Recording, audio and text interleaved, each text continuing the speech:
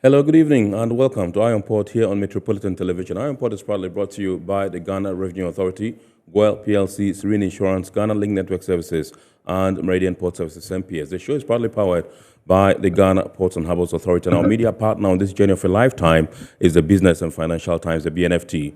If you want to have a grasp of all that transpired in the show tonight, make a date and grab the Thursday edition of the BNFT, and you'll be able to see all that happened here on the show tonight. Indeed, we are streaming live on our social media pages. On Facebook, we are streaming live at Ghana Ports and Harbours Authority. Ghana Ports and Harbours Authority. Still on Facebook, we are live at Port of Tema. And on YouTube, we are streaming live at Iron Port, Ghana. We shall be getting interactive with you. And so all you have to do is send us your messages and comments via our dedicated WhatsApp line, which is 0559 019 177. 0559 019 177. At the appropriate time, when the time is ripe and I pick signals from the production team, we shall activate the phone lines for you to call in and contribute to the discussion. My name is Kennedy Mona. We're going for a quick break. When we bounce back, we'll continue with the show. Please do stay with us. Every now and again, Goyle makes good things happen. This time, Goyle has introduced Super XP Ron 95, a higher grade fuel loaded with additives and yet sold at the same price as normal fuel. Goyle Super XP Ron 95 enhances engine performance like never before. It maintains the engine by keeping it clean from carbon deposits. Goyle Super XP Ron 95 is designed to burn slowly and thus improves fuel economy, making you save money after several kilometers. Goyle Super XP Ron 95 gives you a smooth driving experience, that is, less vibrations. Fill up with Goyle Super XP Ron 95. Now there's no need to pay more for any higher grade fuel. Goyle has that sorted. Goyle, good energy. Electricity, pay your taxes. Yeah. Our taxes, our future. Because you see, without our taxes, we wouldn't have good roads, good schools, better hospitals, street lights, and other very important social amenities. When we pay our taxes, we give our children free and quality education. Tell God, my money too small. Why should I pay my tax? Look, small. Salifo, it doesn't matter how small or big your business or income is. You still have to pay your taxes. The little taxes from each and every one of us, when put together, could give your community clean water or that deprived school with tables and chairs. Please pay your taxes. It is your responsibility. It is your civic duty. It is the law. Impressive factory.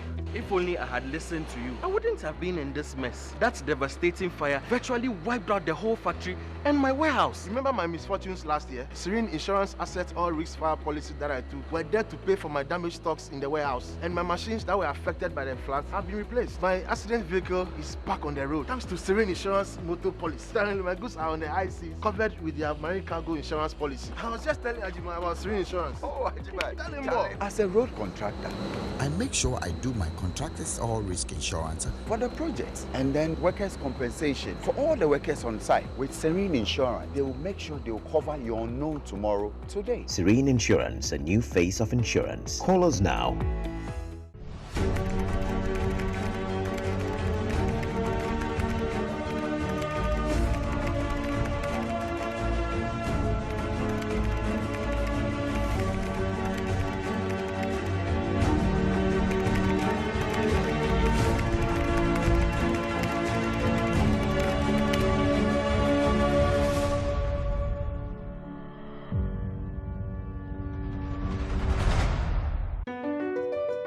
MPS Terminal 3 is Africa's new state-of-the-art container terminal at Tema Port. For manufacturers, agro-processors and traders, the new port means business can be done faster. This infrastructure boost will improve Ghana's port handling capacity, connect more trading routes, and oil the engine of growth for the economy, creating greater opportunities across all sectors as Africa's markets merge and become the largest trading bloc globally. MPS, we connect, you thrive. All right, so welcome back. It's now time for us to take a look at happenings in the port and shipping industry in the course of the week. And indeed, in the course of the week, the port of Takoradi received in under 1 month some 3 cruise ships, plus the fact that ECOBANK Ghana PLC also in the course of the week held its Maiden Shippers Forum. Let's take a look at these stories and more. The director of the Keta Port project, Dr. Alexander Yao Edusei, has disclosed that the Ghana Ports and Harbours Authority has since 2022 begun preliminary engagements with parties who have expressed interest in developing the port facility. He said out of about 16 companies engaged, the authority believes about 6 have demonstrated prospect for further engagements. In the meantime, the director of the Ports project is hopeful that by September 2023, the environmental and social impact assessment is completed to make way for the next necessary steps towards building the port. They cannot give you a formidable document unless we have given them a feasibility study and environmental impact for them to be able to, from there, put something on the table, because those 2 documents give them what they need to know for their investment purposes. But in the meantime, we've advanced that discussion. We are hoping that somewhere by June, July, we will request these 6 entities to bring a request, or we will request for proposal from them. He was speaking during a forum in the town of Keji, where the port will be situated. The aim of the forum was intended to sensitize the Keji community and its surroundings about the realities of the port project and to debunk certain misconceptions surrounding it and the community. It was also an opportunity for the indigents themselves to ask questions pertaining to the project. Dr. Alexander Edusei emphasized the desire of the Port Authority and the government of Ghana to ensure that the port project is strategically phased out to ensure the port becomes the catalyst for the economic development of the area. This port is a well thought of plan. It is not going to be built in a day. It is a gradual process. Something will start, something will be added on, and 20, 30, 40, 50 years down the line, we will still be building because new ideas will come. The Dufia of Keji, Togbi Akolache V, assured the indigents of his faith in the port project. From what I've seen so far and my engagement with the GPHA, I have a full belief, or should I say faith, that a project like this will come to fruition. It's not a 9-day wonder project. People are expecting a lot more, and we should understand them. Okay, but what we have to always guard against is the politics around it. Let's put the politics aside.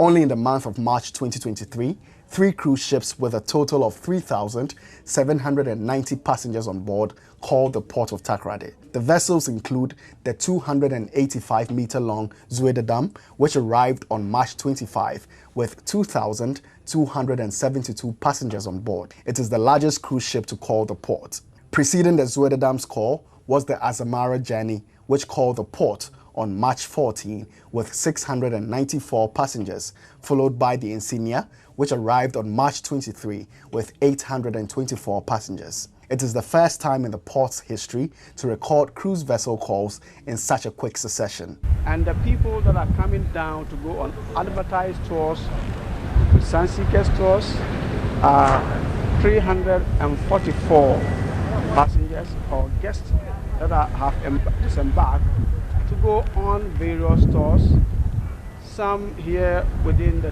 3 cities of Sekondi and Takoradi, 1 bus going to Kakum National Park, and 4 buses are going to do the forts and castles and visit some schools and some villages. Until recently, the port was observing a 2-year break for passenger vessels since the outbreak of the COVID-19 pandemic in 2020, which caused the Ghana Tourism Authority to place a moratorium on such vessels. Then there was a slump because of COVID. But we've been saying that there's a rebound because last year we had close to 946,000 in terms of tourists. In 2023, the minister has given us 1.3 million as tourists that we are expecting to come. But the key aspect that we are now marketing is the domestic tourism drive.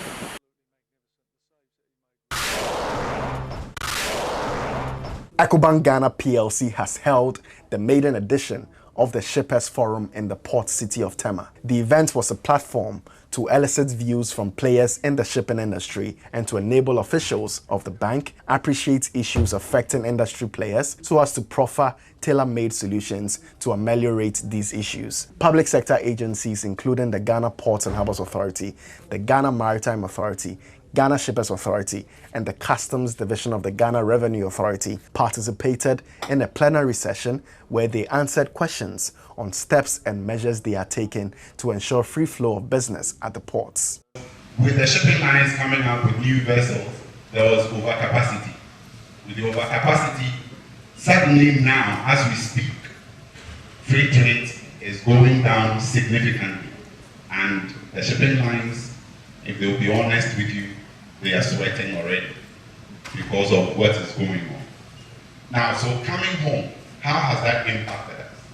We are realizing very clearly that the volumes of our shipments, is going down. We have worked with the stakeholder community to ensure that we put in place for us to be able to clear goods unhindered. We did see a rise. Between 2020 and 2021, we didn't experience a drop in cargo. We rather saw 19% growth in the cargo. It is after that period, the 2021 and the 2022, that we began to feel the pinch of it. There was a drop in the bulk, as you said, if we leave them out. Majorly, it was a drop in bulk cargo of cement, gypsum, wheat, and then some petroleum products which were coming from the Baltic region, that is Russia and Ukraine, leading to a 12.6% drop in cargo. And that trend has continued even till now. Managing Director of ECOBANK Ghana PLC, Daniel Nikwe Kumasaki, expatiated on the rationale behind the shipping forum. And we believe after this session, when the stakeholders, the various stakeholders, and the various panelists have had their say, we'll be able to walk away with takeaways. Those takeaways should empower me and you. Those takeaways should position us to better understand the evolving challenges, should position us to better deal with some of the shortfalls we see in revenues, should position us to better fund your investments to make your businesses grow. Some officials of the bank threw more light on measures being adopted by the bank to support the shipping industry. So for ECOBANK, we have been very dominant in the maritime sector because we've invested in infrastructure, in the IT systems, we've invested in our people. And indeed, we have set up dedicated desks. So we have a team of resources dedicated to facilitate business in the maritime sector. And it is important that we let the people in the ecosystem of the maritime sector get to know that this is a committed organization to the sector, over 2 decades of commitment to the sector. This time we are taking it to the next level of providing the required financing, the required cash management and payment instruments that will ensure that the industry will continue to thrive in spite of the challenges that we face currently. So the ECOBANK One-Stop Shop solution is our unparalleled banking solution that has been designed for the players within the maritime sector, leveraging on our robust technology and strategic network of 64 branches pan-Ghana. In terms of the advantage, it has multiple advantages that we offer. One, we are looking at improving the turnaround time when it comes to making these cargo-related payments. We're also looking at reducing the associated costs that comes with making these payments. Obviously, if we save on time, we are able to save on demurrages. We're also looking at facilitating the ease of doing business at our ports in Ghana and also supporting the various actors.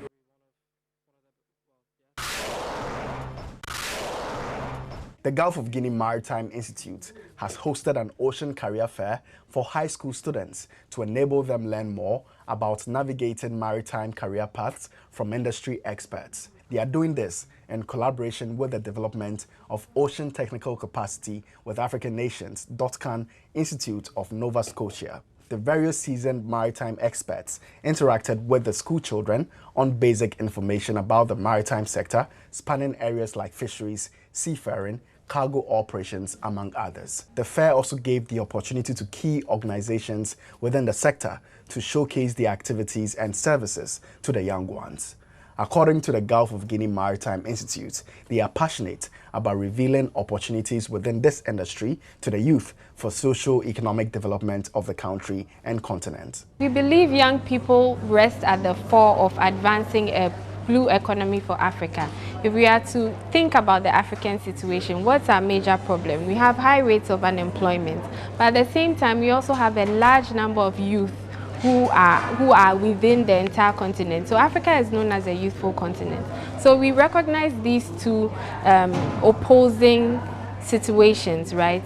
And we recognize that from this situation, youth are the key to developing a thriving blue economy. Similarly, the .can Institute of Nova Scotia revealed it is also keen on connecting people to opportunities and the fostering of knowledge exchange. .can believes that adolescence is a critical time for someone to make decisions around what path they should be pursuing in life. So even though students are not in tertiary education, they're at a point where they can make critical decisions about that tertiary education.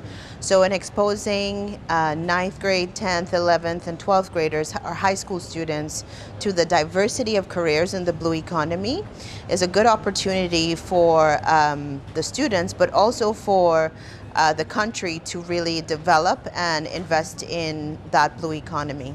Special guest of honor, Air Vice Marshal Frank Hansen, retired, touched on the significance of leadership for Ghana's youth. What we have identified, that career fairs are also leadership fairs. So in my few remarks that I passed was how we infuse some leadership values and customs into the youth as future servants of this country. Once we align such career fairs with leadership, at least they go away with a more profound understanding of their role as leaders. Some of the students shared their experiences. I love the ocean, and the career opportunity I would like to offer is the maritime security, because I want to avoid predators coming into the ocean and destroying it. Today my concern was about SHS students who study IT. You see, most of the time when they say marine sector, most of us don't really know much about it. So I wanted to know, in terms of IT, how does IT help in the marine sector? So I asked the question, and the answers, one of them I received was, in places where people can go deep underwater, you need equipment, people to manage those equipment to go there. Yes, and such people need to be accustomed, like good in IT. Hence, IT, the more the world is going, the more IT is. So in many situations, IT is needed. All I wanted was for the GES. I wanted to make it clear to the GES representative that our textbooks from a very young age, from the nursery section, the pre-tertiary section, doesn't include enough ocean materials to enlighten the students on the stuff about the marine environment, which will intrigue them to be more interested in it, and then allow them to explore it as a career choice. So I was hoping our GES system could accept my recommendations, and then also consider including more marine stuff into our textbooks. So as the kids grow, they already have it at the back of their mind that they love the ocean and they want to protect it. All right, so those were happenings in the port and shipping industry in the course of the week. It's now time for us to go and take some news from the international maritime stage. Europol, The EU agency charged with preventing and combating international and organized crime has issued its first report exploring how organized crime infiltrates the ports of Europe. Detailing its findings and releasing the 24-page report in The Hague, Europol said that it believes criminal networks are constantly evolving in their techniques as they are increasingly working towards infiltration of and control over major logistical points. The agency is calling for increased cooperation and awareness and focused efforts to address the challenges of crime in Europe's ports. Europol said that Europe's three biggest ports of Antwerp, Hamburg, Bremerhaven, and Rotterdam are among the most targeted for criminal infiltration, although organized crime networks are also expanding into smaller ports as a means of avoiding enforcement. In the last few years, the estimates that at least 200 tons of cocaine have been trafficked through the ports of Amsterdam and Rotterdam alone. In a related development, a large-scale multi-month sting operation organized by 2 UN agencies and the Australian Border Force resulted in the seizure of nearly 99 tons of cocaine, which will be worth about $3.4 billion wholesale on the European market and at least twice as much at retail. The majority of the seizures in the Operation Tin Can were taken from shipping containers. The Australian Border Force, World Customs Organization, and the UN Office on Drugs and Crime led a sweeping operation which spanned 58 different countries and over 100 drug seizures. The major container carriers provided support for the bust, which aimed to crack down on insider threats in the maritime supply chain as well as individual consignments of cocaine.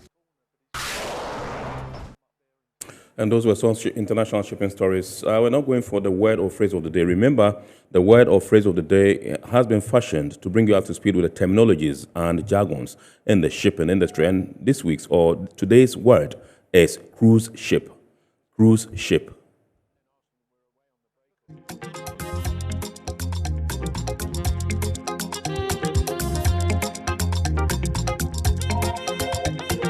A cruise ship is a vessel that carries people on voyages for pleasure, where the voyage itself and the ship's amenities are a part of the experience, as well as the different destinations, including ports of call and port cities along the way.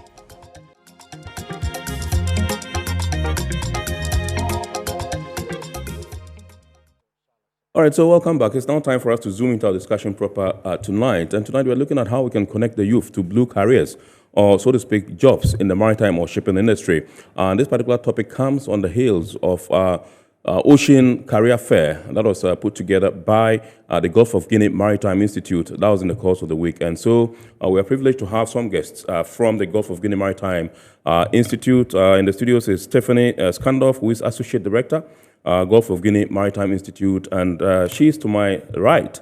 And we also have in the studios Lawrence Dogley, who is Programs Manager also of the Gulf of Guinea Maritime Institute. Good evening, ladies and gentlemen, and welcome. Thank you very much. Thank you very much for... Fantastic. Yes. Lawrence, I know you've been here before. Yes. Yes. Stephanie, your first time? Second time, Second time actually. as well. Yeah. Okay. All right. Great. Good to have you guys. How's the year been so far? It's been one of those hectic years, but thankfully we've made some great progress as an institute in our work with youth. And I think that's something that we hold dear. Absolutely. And we hope to carry on as the rest of the year continues. Absolutely. Programs Manager, how far? Yes, sir. It's been quite a busy first quarter at the institute. We've been working hard on a number of projects, right? With some of them having a youth focused. We are also looking at some maritime security projects as well. Right. And we look forward to doing more in the coming months. Great. All right, so let me come to you, Stephanie, and find out if you can just give us a rundown, some brief about the Gulf of Guinea Maritime Institute and some of the things you have been doing so far. Okay, so the Gulf of Guinea Maritime Institute essentially is a non-profit think tank, and what we really aim to do is to create a unique platform where we can have maritime strategic thinkers, practitioners, and allies interact, share ideas, research into strategic maritime affairs affecting the Gulf of Guinea and beyond. And we've typically done this through 3 focal areas. So that's research, advocacy, and capacity building. Our activities so far since our inception have had both a national and a regional focus. So, for instance, we've been very active in contributing to the G7++ Friends of the Gulf of Guinea plenaries, which is the main international fora for debating issues centered on maritime security in the Gulf of Guinea. We've also contributed, for instance, to the development of Ghana's National Integrated Maritime Strategy, which is still in the pipeline to becoming fully effective. The NIMS? Yes, NIMS, the yes. NIMS, Okay. exactly. Also, along the lines of the integrated maritime strategies, we supported the development of the Blue Economy Strategy for Guinea-Bissau. Wow. The Blue Economy Strategy and Investment Plan for Guinea-Bissau. So it's really been both a national and a regional focus for us as an institute. I think in the course of this conversation, we can also delve deeper into some of our youth activities Absolutely. and engagements. Absolutely. Great. So I would want to continue with you briefly, and I just wanted to bring us up to speed with the recent fair that you held. That was the, Ocean Career Fair. What necessitated that? Whether the objectives were met, and whether overall you think that yes, it was something that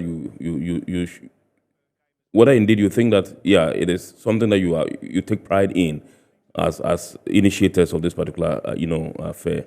Okay, great. So this Ocean Career Fair was really birthed from a joint passion of both the Gulf of Guinea Maritime Institute, that's GOGMI, and then the development of ocean technical capacity for African nations, that's the DOTCAN Institute for youth engagement and inclusion in advancing a positive blue economy for Africa. Right. So we had these two institutions that both had a passion for the youth and then thought through how we can ignite this passion in the youth themselves. Essentially, what we did was we engaged in a series of ocean literacy presentations for high schools across the country, which were preceded by a survey that gave us an understanding of their perception of ocean carriers. We wanted to first know what they think about when we talk of the blue economy and sustainable development in the ocean space. Right. And these series of engagements were what culminated in the career fair that we held recently. The career fair was largely a success. We were pleased to see the enthusiasm of the schools present, the enthusiasm of the students themselves in engaging in the fair, in asking questions. And the idea was just to help them to contextualize whatever they learned during the engagements we had with them prior to the fair. So they had the opportunity to come, be with us, interact with seasoned maritime industry experts, early career ocean professionals, just ask whatever questions they had on their minds about maritime careers and how to navigate those career paths. And I think one of the interesting things that happened during the fair was that the speakers also shared their personal experiences, right? They helped the students to understand that sometimes it's not always a straightforward path, but it is one that definitely the students can themselves try to navigate. And I believe that the students had a lot of major takeaways, judging from their enthusiasm during the fair alone. All right, let me come to Mr. Dogley and find out from you. What were some of the considerations that went into the selection of this particular, fair that you undertook recently? So the selection in terms of the schools? No, not the schools. We'll come to the schools. Okay. The number of schools that participated, some of the schools that selected. We saw some on TV right now. But I just want to find out from you what, were some of the considerations that went into you deciding that you would have to come out with this particular program, which is an ocean career fair. Well, so first of all, we recognize that it's important that we educate the youth on the ocean opportunities. And by doing that, we have to understand what they think, what their perception is about ocean opportunities in terms of careers, in terms of educational pathways. And so just like my colleague said, we undertook a survey involving a number of schools in the country to get the perception of the students about what they know about the ocean. And I might say that it was quite an interesting revelation when we had the experience with the students during the survey period.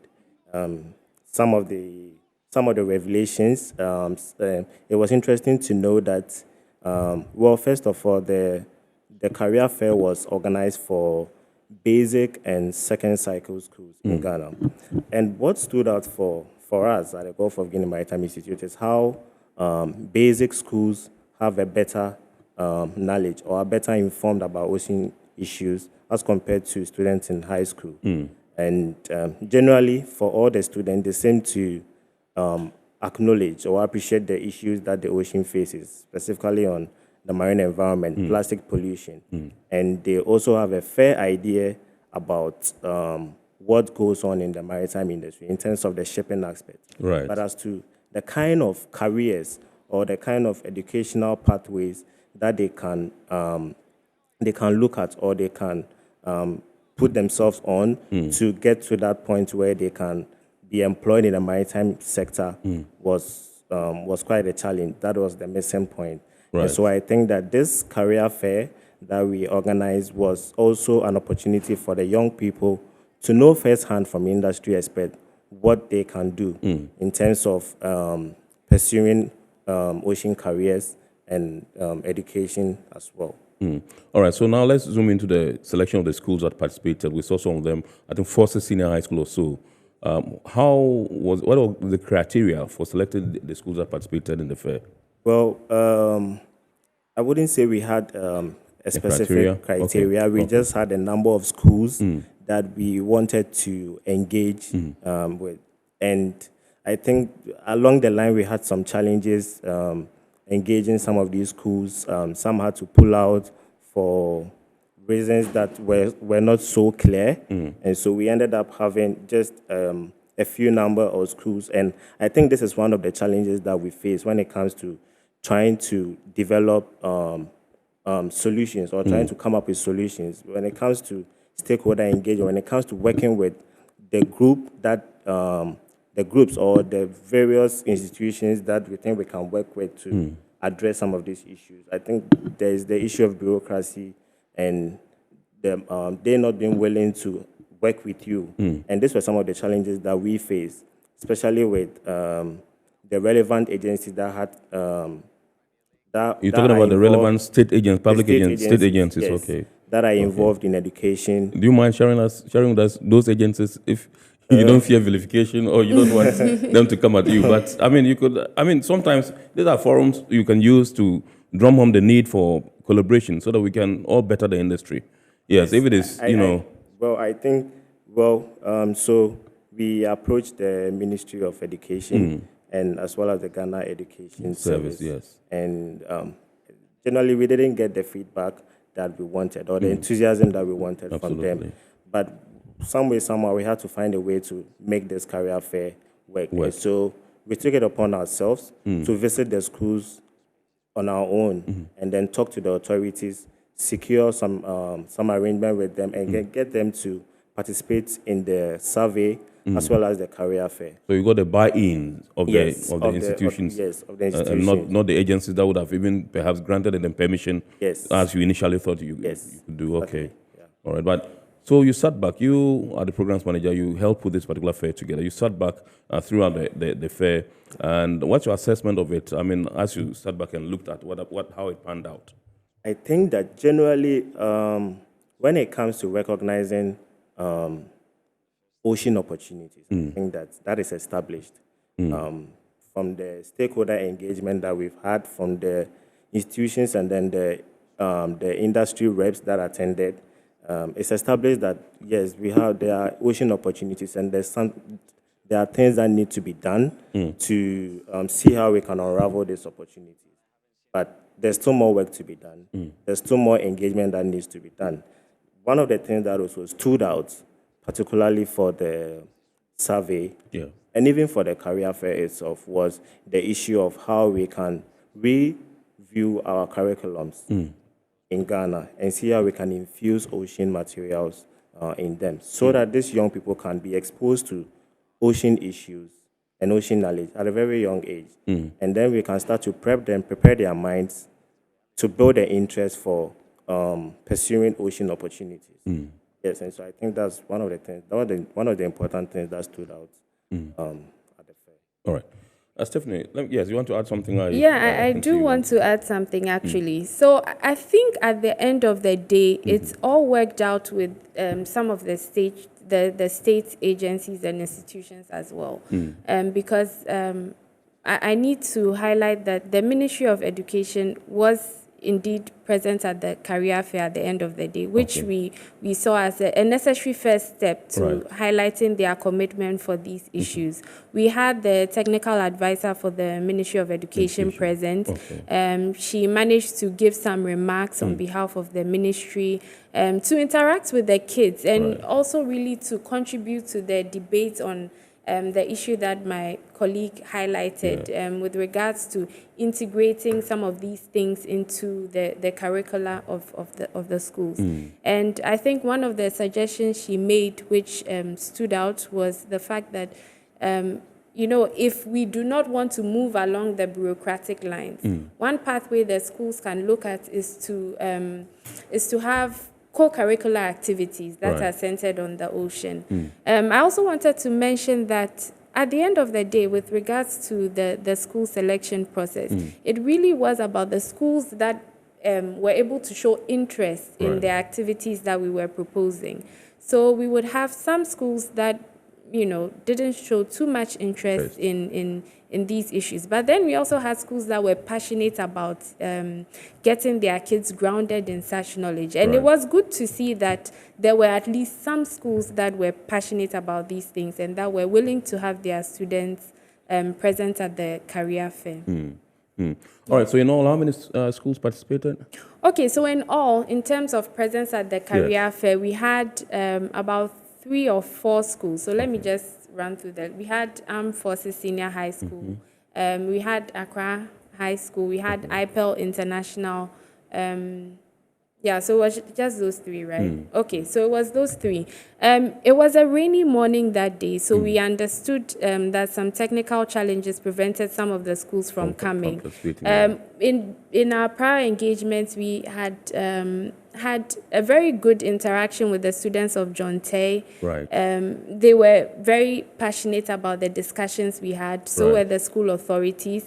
But due to their academic calendar and exam period, they couldn't make it for the career fair. We also went to Ghana Lebanon Islamic Senior High. They were also very enthusiastic and passionate about the discussions that we had. They were looking forward to being present at the fair, but they also couldn't make it. We went to Gracefield School. We had a good time with the students at Gracefield, actually, but unfortunately, they also couldn't come for the fair. So all in all, there were schools that really did show interest, but couldn't make it to the fair itself because of their academic calendar. But we had a good turnout in terms of numbers, I must say, because we had a full room in terms of the students that were present, and we really had a massive turnout from the institutions that were invited as we saw in the story. All right, so do you intend going beyond the shores of Accra in subsequent fairs that you will be holding? Because it does appear that most of the schools, or all the schools that participated in this particular fair, as the Ocean Career Fair, were selected from Accra. Yeah, indeed. I believe Accra was just the first step. And we are definitely looking at building the partnerships and collaborations that can allow us to move further. The Dotcan Institute in particular was passionate about engaging other regions in the fair. Of course, there were parameters that we needed to work within in terms of funding constraints. So at the end of the day, we had to take the first step that could be taken within the time available to us. And the schools in Accra seem to be the first step. During the fair, I think the issue of engaging schools across the region was rehashed over and over again, and that's definitely something that we took note of, because we do not want our engagements with high school students to be limited to one region alone. Right. Lawrence, tell us about the Dotcan Institute, one of your collaborators, if I am permitted to say so. Who are they and what did they do? Because you guys have mentioned them, on a number of occasions during your submissions. Dotcan Institute, Development of Ocean Technical Capacity for African nations. Right. They've set themselves up to support African nations in developing technical skills capacities to venture into blue economy development. And they are specifically focused on West African countries. Gulf of Guinea Maritime Institute happens to be their partner hub. Yes, I've been told you have to speak up a bit. Okay, sorry. So the Dotcan Institute is the development of ocean technical capacity for African nations, and they are set up to support African nations in developing their technical skills and capacities to go into blue economy development. Yes. And for the Gulf of Guinea Maritime Institute, we happen to be the partner hub here in West Africa. And so we work with them in building the capacities of various communities, various marginalized groups in terms of their technical capacity and skills, as well as knowledge that they will need to venture into blue economy opportunities, being it careers or educational pathways. And so, yes, that's pretty much what we've been doing with Dotcan. Okay. Now tell us about your youth-oriented development projects. I know you have a lot of them. And tell us, can you expatiate on this particular aspect of your job? Okay, so generally, the goal with our youth engagement is to encourage the youth of Africa to venture into blue economy avenues, being it careers or other opportunities, while we at the Institute work on how we can build networks and partnerships to support them through their career, through their business and entrepreneurial journey. And when you take a critical look at our programs that are centered on youth, it's all focused on these three areas: in the area of career development, in the areas of business and entrepreneurship. And that's what we've been doing, engaging young people from different parts of Africa in capacity building workshops, knowledge development in different blue economy sectors. And the idea is that at the end of the day, we should have a youthful population that is using its skills, that is leveraging on technology to see how they can support the maritime industry of Africa move forward and attain the sustainable development goals. SDGs. Okay. Stephanie, tell us, what were some of the key pointers or key revelations that came up during your interactions with these students from the senior high schools? I'm sure you would have a fair idea as to their understanding or perception about, the maritime industry or the shipping industry, so to speak. What are some of the things that you picked up whilst you interacted with them? Okay, I think what really stood out for us is that the interest and passion really does exist amongst the high school students for issues concerning the ocean. They definitely understand that the ocean is important because I think when these engagements started, we sort of expected that some of these students wouldn't have a clear understanding of how important the ocean is to sustaining life on this planet. It was clear that they understood why the ocean is important, and it was clear that they were interested in some of the issues we discussed. It was also clear that they were passionate about doing something to address these issues that were raised. But I think one huge gap that remains is the support for these students to actually act on their knowledge and their passion. And that's what Lawrence highlighted, that these students need to be encouraged to pursue career paths that can help them to play a meaningful role in addressing the problems that the ocean faces. This is essentially what stood out. Okay. You also mentioned some of the things that came up, the understanding, some of the students, what they understood in terms of what the blue economy is, what the maritime industry is, what the shipping industry is, and all that. If you sum it up, would you say it's encouraging? Yes, I think it's encouraging. First off, they appreciate the ocean and then the issues that surrounds the ocean. They are partly informed about the challenges that the ocean faces, and so I think that is one of the things to appreciate. The fact that the young people recognize the ocean as an essential part of our existence here on Earth, and recognize also that they have a role to play in safeguarding the ocean for securing livelihoods. Yes, so I think that we should start looking at as a way of further building their knowledge further building their skills, we should be looking at other innovative platforms. Maybe we could be having summer schools. We could be having workshops for high school students where we can engage them further in ocean knowledge and careers and transferable skills trainings and all of that. I think that is something that is critical, and then we have to start looking at that.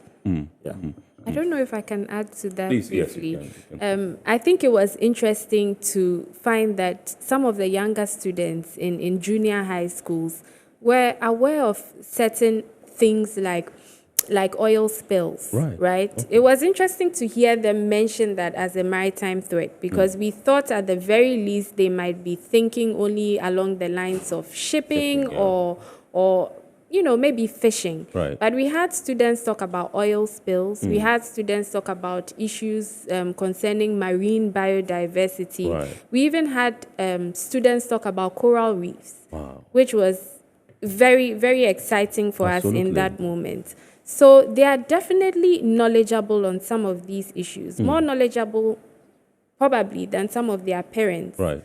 And so we have to find a way to tap into this knowledge that they have and to encourage them to do something about it. All right, so let me find out from you. You mentioned SDGs, Yes. Lawrence. Yes. Because I just want to find out from you how connecting the youth to, blue careers can help in the attainment of the Sustainable Development Goals.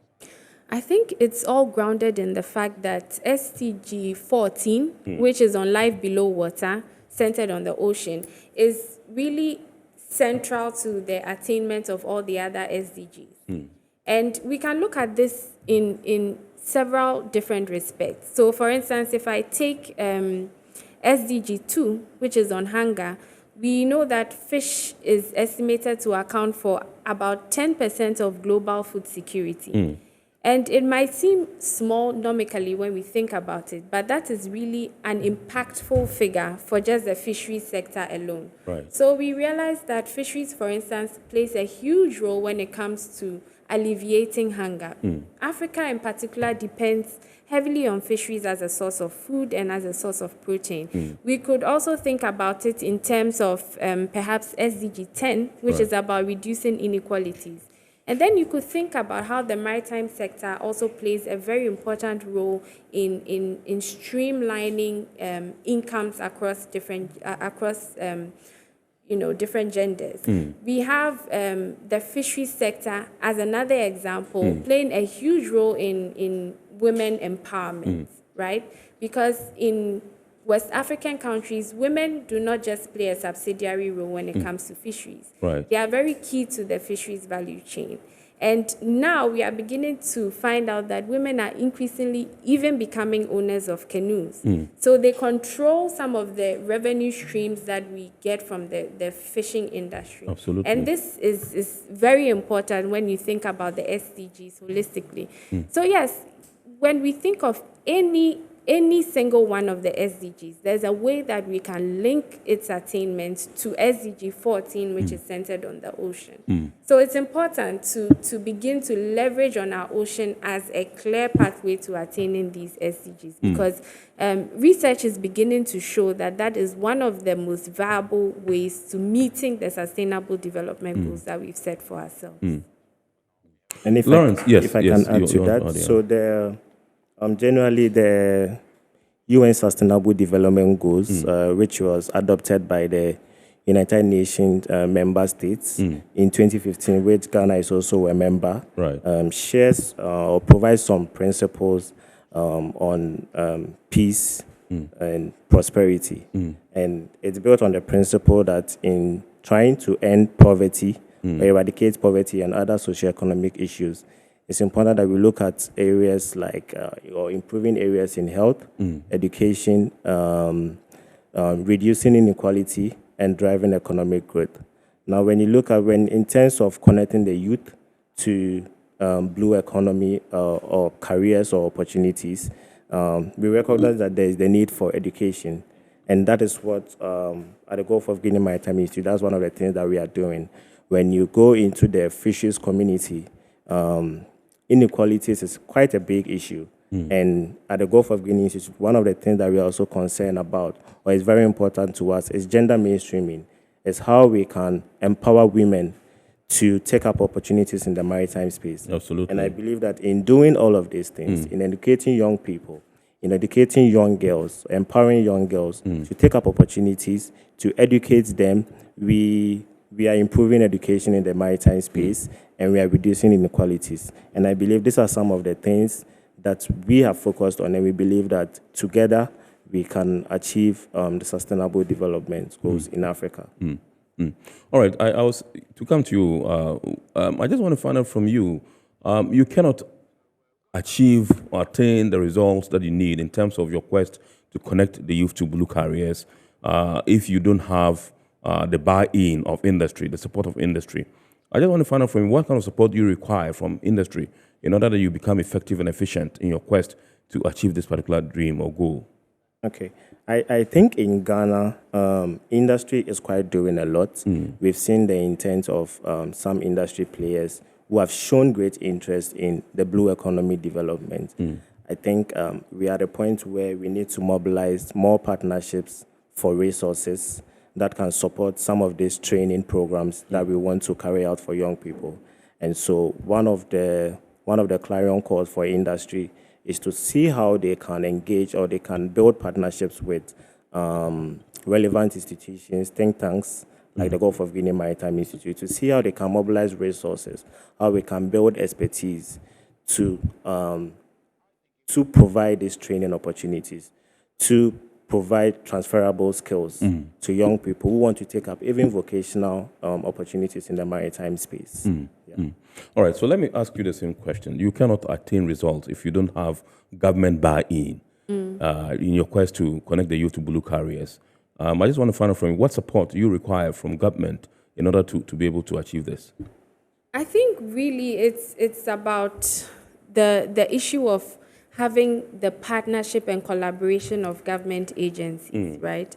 If we do not have their partnership or their buy-in into some of our programs and initiatives, then it becomes very difficult to move along with them and to implement them, especially when we are engaging with national entities. So that is very important. Of course, it was great during the career fair to see how some government agencies were present. The Fisheries Commission was present, set up a wonderful aquarium for the students to have the opportunity to look at and to ask questions. We had the Ghana Navy also present. So it's great to have that form of active collaboration from government agencies. But I think that the main thing is to garner collective support towards these ultimate ends and to recognize the fact that it is one shared agenda, right? The government agencies may have the tendency to focus solely on land-centric concerns, especially for those that might have only a minimal role to play in the maritime industry, right? So it's important for them to begin to recognize that, Ghana is not limited to her land alone. Our ocean is also a part of our territory. When we think of Ghana as a country, we must move from the limited thinking of just visualizing our land borders. And we must begin to see the ocean as part of the land itself. Perhaps it's even important that even as we are grooming students to draw maps of Ghana, they also just try to draw the ocean territory that belongs to us as a country. So it's about seeing that this is really a collective agenda. This is a shared agenda, that we all have one purpose when it comes to the blue economy advancement. I think once government agencies begin to recognize this, once they begin to see the ocean as part of the land, and they begin to see the interest of the national interest in the ocean space, then that will be a huge step, right, towards advancing the positive outcomes we are looking for. Now we have graduates that are being churned out, from various institutions, across the country in the shipping industry. The foremost is the Regional Maritime University and all that. And most of the time, you find people, running after you whenever they hear there's an event here or there, trying to get connected and trying to get people to receive their CVs and all that in terms of their quest to get job placements in some of these institutions. I just want to find out from you, whether you would want to share with us some of the things that we should be doing in terms of creating jobs to assimilate or to accommodate, so to speak, some of these graduates that we churn out almost on a yearly basis. Yeah. I think that the first step is to breed a new generation of entrepreneurs in the maritime industry as the next generation of job creators, right? We normally think of it in a limited sense, that we have to have, companies and industries ready to absorb these young people as they graduate. And that is true, but we must also look at breeding entrepreneurs who themselves can also create jobs in blue economy sectors. And that's one of the things that the Gulf of Guinea Maritime Institute is passionate about. We are not just looking at equipping young people with the skills that they need to work in maritime the maritime industry, but we are also looking at it from a holistic point of view, that we need them to be entrepreneurs in the space. And I think another important thing is to generate an understanding of how other career paths also lead back to the ocean, right? So let's just take, for instance, the fact that we might have some young persons who might be passionate about the ocean. Perhaps they end up working in an accounting firm, right? There are still ways that they can meaningfully contribute to the advancement of the blue economy. There are things that they can do on the side besides their full-time regular jobs to carve their very own niche in ocean sectors. And I think this is one of the things we've been reiterating. So accountants, for instance, can begin to look into the issue of accounting for the ocean economy, right? So can economists. We can have so many permutations of career paths that circle around the ocean, even if they are not in the traditional or mainstream ocean pathways that we normally think of, such as shipping, marine biology, and so on and so forth. And then the final point is that the government must put policies in place to encourage blue economy ventures, because we talked about entrepreneurship earlier. I mean, it cannot be successful without the government buy-in and without government actively putting steps in place to make sure that these young persons, once they come out, have the bandwidth that they need to be able to set up their own blue economy businesses. Okay, so she talked about what the government can do in terms of creating jobs. And, one of the foremost things she mentioned is, entrepreneurship. I just want to find out from you, the maritime training institutions that channel these graduates have a role to play in terms of encouraging them or guiding them to navigate, in terms of placing them on jobs or getting them to start their own businesses like, Stephanie just said. What should they be doing? I think for the maritime training institutions, one of the things that, and this, I think it's always interconnected, because when you're looking at maritime training institutions, we are looking at how they can enhance or how they can build the capacities of the students. And so in terms of what the training institutions can do, one of the things that government can also do to support the maritime training institutions is to look at the policies, like my colleague said, develop policies that can support the training institutions in looking at the kind of research that they can also conduct in the area of entrepreneurship and career opportunities. Right. And so when you're looking at the curriculums, you are looking at the modules, we are looking at policies, guided policies, comprehensive action plans that can support the training models that these maritime training institutions will develop. One of the trends that we are seeing now is the spring up of maritime training institutions.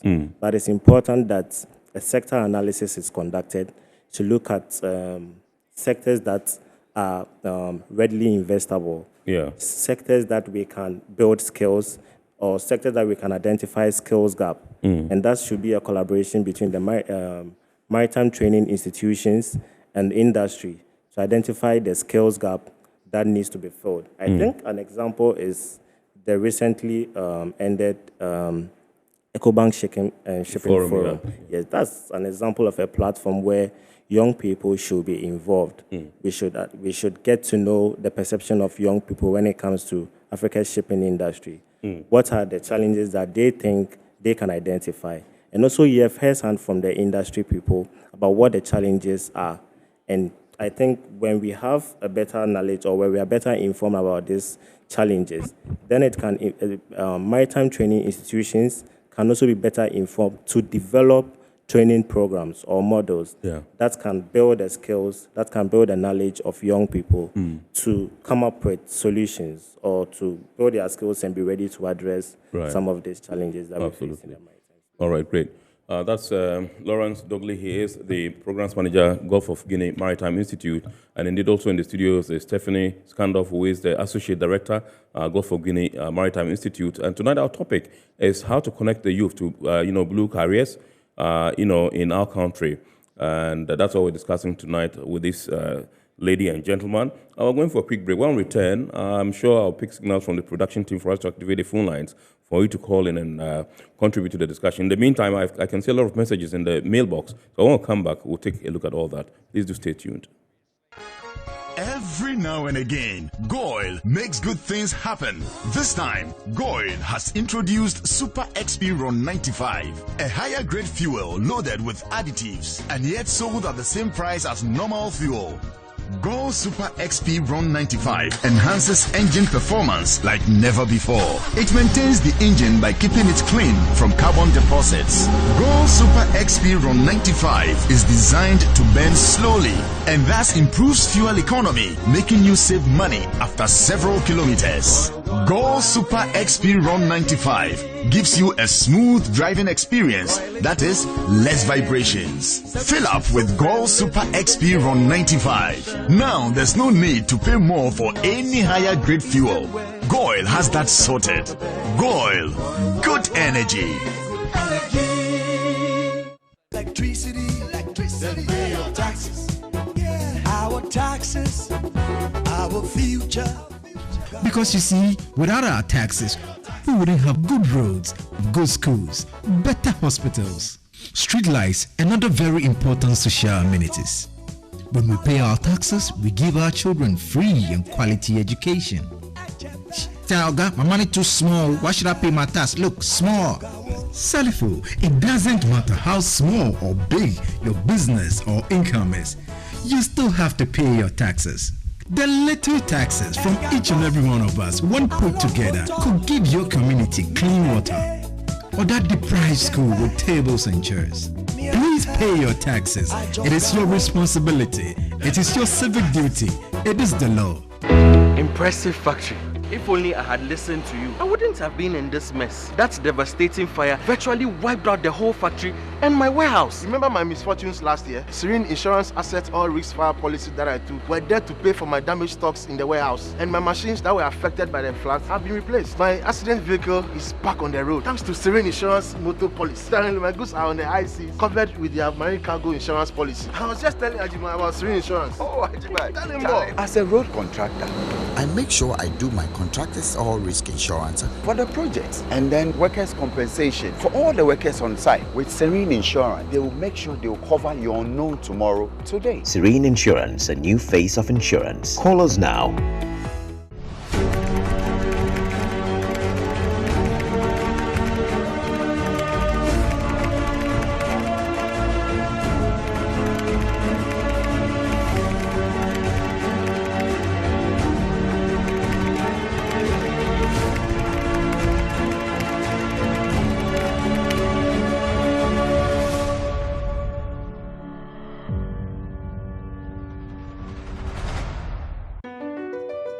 MPS Terminal 3 is Africa's new state-of-the-art container terminal at Tema Port. For manufacturers, agro-processors and traders, the new port means business can be done faster. This infrastructure boost will improve Ghana's port handling capacity, connect more trading routes, and oil the engine of growth for the economy, creating greater opportunities across all sectors as Africa's markets merge and become the largest trading bloc globally. MPS, we connect, you thrive.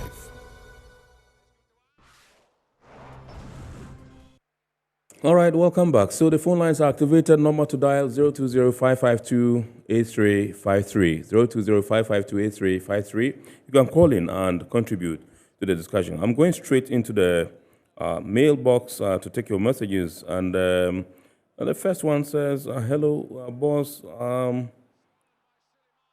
Okay, this one says, my name is Patricia in Medina. I get very gladdened to see youth leaders like these champion a good cause. Kudos. Okay, this one says, this goes to the guests in the studio. Are there really opportunities for jobs for youth in this country? All this advocacy may be futile if there aren't opportunities to take up the youth. So great work by GOGME, but industry and government needs to do more. This one is from Kluche in Legon. You'd want to say something. They're asking whether really, the opportunities to be able to absorb the youth, apart from some of the issues that you mentioned, people, entrepreneurship, creating their own jobs in the industry and all that. Yeah. Yeah, I think there are definitely opportunities. What we need to do is to think outside the box. Because if you think about it critically, what Lawrence and I are doing here also falls within blue career paths. Normally, I mentioned earlier, when we think about the maritime industry, we think of shipping and ports. And while these are very important to the maritime industry, there are also the activities that support shipping and ports management. There are also elements of, for instance, research, advocacy, and capacity building, which I mentioned earlier as our focal areas. I think we normally have few people think about venturing into careers centered on maritime research or maritime advocacy, or perhaps capacity building when it comes to the maritime industry. So these are all areas that the youth can look into. If there are no opportunities within government agencies, then we can definitely look wider, right? You can look at NGOs and think tanks like the Gulf of Guinea Maritime Institute. And the unique thing is when it comes to these career paths, because the entire ocean is interconnected, you are really not limited to your country or region alone. Absolutely. There are several NGOs and think tanks that have a regional or international focus. And this means that when it comes to their talent pool or their employee pool, they draw on individuals from really across the globe.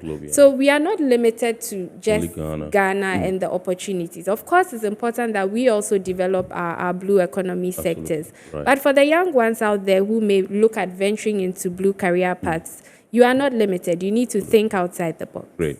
All right. I would want us to go onto the phone lines and welcome Aban, who is calling us from Tema. Good evening, sir. Yeah, good evening, boss. Yes. Please, the program today is really, really interesting.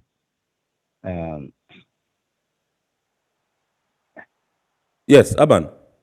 Yes, please. Yes. Please go ahead. Please shoot. Yeah, please. I'm pointing out the Ghana Maritime and the Ghana Maritime Authority and the Regional Maritime University. I meant to recommend them that their job is top-notch one. In terms of career building and skills empowerment, they are really, really doing well. But the main problem is the government. Somebody will graduate with a HND, some degree, some mandatory short courses. After finishing and getting your certificate and building your career and skills without a job. Not everybody will go to like office or accounting department. Some will go to shores, shipping, vessel work, and those kind of things. But there's not enough vessels to accommodate the students who are graduating. So if the government did not do anything about trying to involve more in the blue industry, I think in a time to come, many people fed up of going to maritime, channel their energy into maritime. Because when you finish school and you don't get job to do, you don't get whatever it is, you'll be there. Some courses, even some short courses, have expiring date. So, for instance, when you have 5 years document to expire, and you finish. You say ICS, that's Institute of Charter Ship Brokers. Yes, Okay. we have some short courses, which is mandatory courses, which Right. is Yes. 5 papers. Yes. So when you finish and within 5 years, you don't get job and it's expired. It means it's total waste of money. Mm. And so these are some of the challenges. The government needs to come in, bring more vessels, talk to international. We have many ships in other countries like Singapore. They have abundance of shipping. Just bring in some good policies so that the vessels and the industry players can bring more vessels here so that the youth can work. I think the government, it is an unemployment issue. The government can use this opportunity like blue and maritime industry to solve the issue, at least some 10% of the issues. Yes. So this is my suggestion. Right. Thank you. Thank you very much, Aban. We're deeply grateful for your suggestion. That's good. Okay. Regards to the people in Tema, what do you want to give a small response to his speech, or we should go ahead? The submission. I think he makes a good point about the good work done so far by the Regional Maritime University and the GMA. We had a very spirited presentation from a representative of the Ghana Maritime Authority at the career fair. Right. And I think he also raises valid points about our vessel ownership in Africa. Really, it's not just a Ghanaian problem. It's a continent-wide issue. But I think it all boils down to the government recognizing how important these sectors are really to the economic interests of Ghana. And I think one long-lasting issue that we've had or grappled with has to do with the research vessel for the Regional Maritime University for students to have their practical training. This has been a long-standing issue, and I think that time is now for them to perhaps fix that, so we can have some small vessels for the people to go for their practical training. Yeah. You're smiling, Lawrence. All right. So this one says, in terms of entrepreneurship, how can graduates be entrepreneurs? What jobs can young people create right after school? Can they help? This is Kingsley in Tema. I think Lawrence will have a lot to add to this, but just from my side, really, because I'm passionate about research and advocacy, I just want to tell young people out there that you need to understand that these are also areas that you can venture into. And you might not see yourself as being an entrepreneur in these areas, but truly you are. You will be able to control your own hours and your output. If, for instance, you decide to carve a niche for yourself as a seasoned maritime researcher, that's something that you can look into. We have ocean advocates who stand for the ocean in so many ways, who themselves embark on activities or initiatives aimed at safeguarding the ocean space, who get up, for instance, and go on their own to embark on projects with schools. And these are some areas that you can look into. Yes, it is a form of advocacy, but there are ways to generate income even from these areas, because it's relatively smooth to secure funding from international partners and donors once you have a worthy cause like this. Absolutely. Right. Yes, Lawrence. So I think that Stephanie was saying I have a lot to talk about that, because first, I'm passionate about the future of work. Right. And how the work environment is evolving, including the maritime industry, in terms of the technological transformation that is going on. Right. One thing that is also key is that we need to recognize that there's the diversification of maritime sectors, where you can start to look at other areas that you can use technology or digital tools and platforms to make work easier. And so while young people are complaining about the unavailability of jobs, it's also important that they start building themselves with digital skills and see how they can use these transferable skills to support the industry. For Stephanie and I think one of the things young people should also recognize is that they should go out there, they should dare to dream and go out there and create something for themselves. Of course, we recognize that government needs to create an environment where people can come together and work. But in the absence of that, we still have to go out there and then look for the opportunities yourself, or create the opportunities yourself. And you can look into other maritime sectors, other vibrant maritime sectors like the tourism area. The tourism area is quite vast, it's still developing, and there are so many things that you can do as a young person when you are using digital skills and resources to develop businesses, to develop career pathways in the maritime industry. And so they shouldn't limit themselves to just probably the port or the shipping industry. They should look at the fisheries sector, they should look at renewable energy, they should be looking at the tourism sector as well, and look at the opportunities that exist there and see if they have the relevant knowledge or the skills to venture into those sectors. Absolutely. Okay. This one says, what practical steps can government really take to help position the youth for maritime entrepreneurship? This is from Atu in Tema. I think, like I mentioned earlier, it's imperative that the proper policies are put in place to allow youth to venture into some of these career paths, to make it easy, for instance, for them to set up blue businesses. So set up just in terms of, for instance, registering these businesses, in terms of kickstarting their projects and, hitting the ground running when it comes to their business ideas. And I think the government can also play a meaningful role by supporting programs, the broad range of programs that exist now to support young people in maritime career paths. So our Blue Mentorship Program is an example. And it's not just what GOGMI is doing. There are a broad array of stakeholders, both at the national and international level, that are embarking on initiatives to draw attention to some of these things. The Dotcan Institute, for instance, is very passionate about building partnerships and collaborations, even at the national level, for some of these projects and initiatives. So the government must definitely take interest and see what it can do to contribute to some of these career outcomes that we are talking about. I should also mention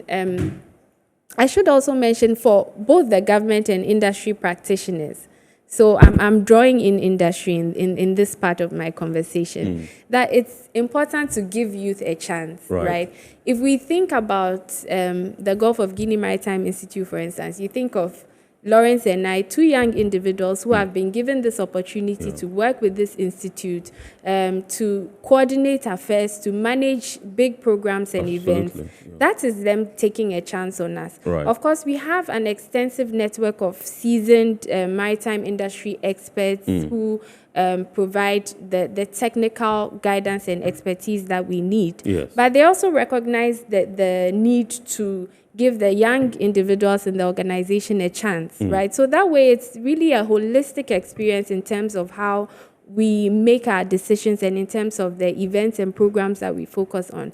Because we have inputs from the youth who are actively involved in the day-to-day affairs of the organization. But we also have the strategic guidance from those who are more experienced in the field. So this doesn't go just for industry, but also for the government as well.